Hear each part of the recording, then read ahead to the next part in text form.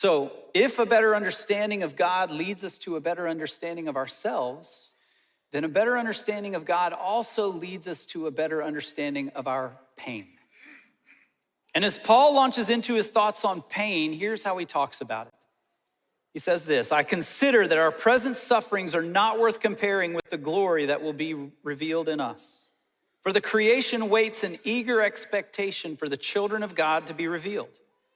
For the creation was subjected to frustration, not by its own choice, but by the will of the one who subjected it, in hope that the creation itself will be liberated from its bondage to decay and brought into the freedom and glory of the children of God. And we know that the whole creation has been groaning, as in the pains of childbirth, right up to the present time.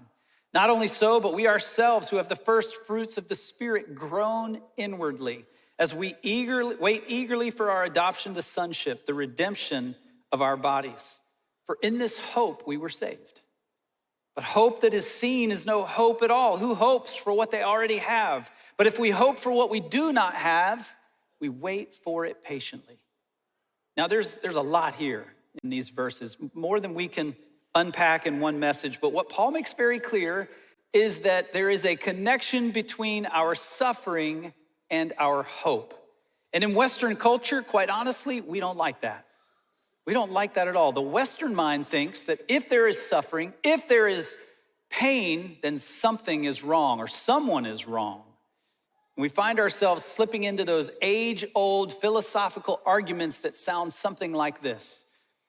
If God is all-powerful and there's still suffering in the world, then it must mean that God is not good.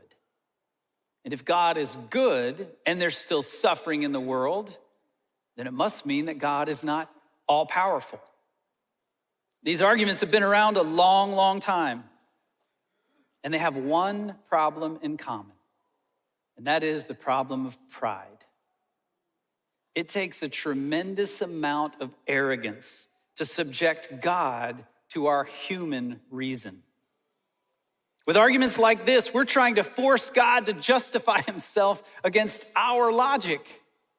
And deep down, we know that's not fair because we would never stand for it ourselves.